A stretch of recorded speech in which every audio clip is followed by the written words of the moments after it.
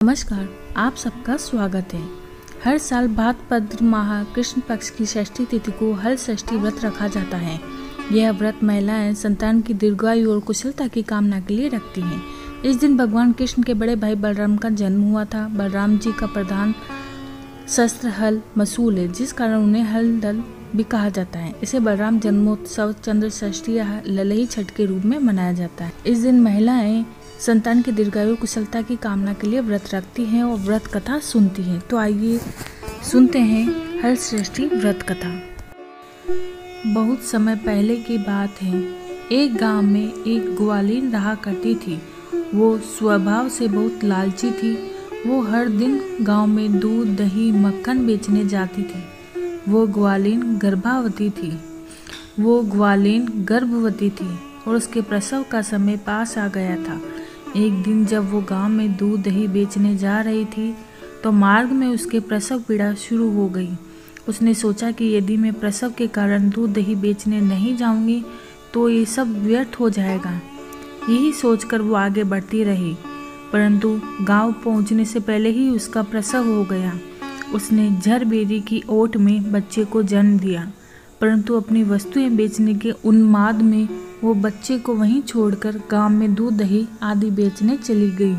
उस दिन संयोग से हर छठ थी। गांव वालों ने उससे पूछा कि यह दूध भैंस का है या गाय का।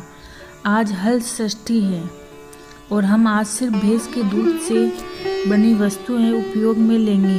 उसने मन ही मन सोचा, यदि मैं इन्हें सच बता दूंगी कि यह गाय और भैंस दोनों का दूध मिश्रित है, दोनों का दूध मिला हुआ है, तो वह लोग आज मुझसे दूध नहीं खरीदेंगे। इससे मेरा सारा परिश्रम और दूध व्यर्थ हो जाएगा। यह सब सोचकर उसने गांव वालों से झूठ बोल दिया कि यह दूध भैंस का ही है। भोले भाले गांव वालों ने उसकी बात को सच मानकर उससे दूध खरीद लिया। उस ग्वालिन को आभास भी नहीं हुआ कि उसने कितना बड़ा अपराध किया है। उसके इस पाप के फलस्वरूप उसने जिस झरबेरी की ओट में अपने नवजात बच्चे को छोड़ा था, उसके पास के खेत में किसान हल चला रहा था। तभी अचानक उसके बैल बेकाबू होकर दौड़े और उनके लगे हल का फल बच्चे के पेट में धंस गया। हल के घुसने से वो बालक वहीं मर गया। बच्चे को मरा देखकर किसान को बहुत दुख हुआ। किसी को पता न चले, यही सोचकर उसने उस बच्चे के शरीर के घाव को झरबेरी के कांटों से टांग दिया और अपने बैलों को लेकर वहां से चला गया। जब ग्वालिन दूध बेचकर उस झरबेरी के पास पहुंची तो अपने बच्चे की ऐसी हालत देखकर चीख मारकर रोने लगी। तभी उसे स्मरण हुआ कि आज हल षष्ठी के लोगों को झूठ बोलकर भैंस के स्थान पर गाय और भैंस का मिश्रित दूध देकर उनकी पूजा को खंडित किया है। उसने जो अपराध किया है, यह उसी का परिणाम है कि ईश्वर ने उसे उसी पाप की सजा दी है। यही सोचकर उसके मन में प्रायश्चित का भाव जागा और अपने पाप का प्रायश्चित करने के लिए वो वापस उसी गांव में गई जहां उसने लोगों को दूध बेचा था। वहां हर घर और हर गली मोहल्ले में घूम कर उसने अपनी गलती स्वीकारी और उन लोगों को उसे मिली सजा के विषय में बताकर उनसे क्षमा मांगी। तब उन स्त्री और पुरुषों को उस पर दया आ गई और उन्होंने उसको क्षमा कर दिया।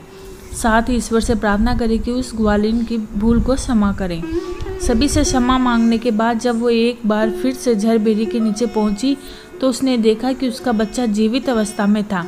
उसकी खुशी का ठिकाना नहीं रहा। उसने हाथ जोड़कर ईश्वर को धन्यवाद दिया और भविष्य में कभी भी असत्य न बोलने का प्रण लिया। अपने स्वार्थ के लिए असत्य बोलना बहुत बड़ा पाप है। इसको ब्रह्म हत्या के समान माना गया है। इसलिए हमें कभी भी अपने स्वार्थ और दूसरों को अहित करने के लिए झूठ नहीं बोलना चाहिए।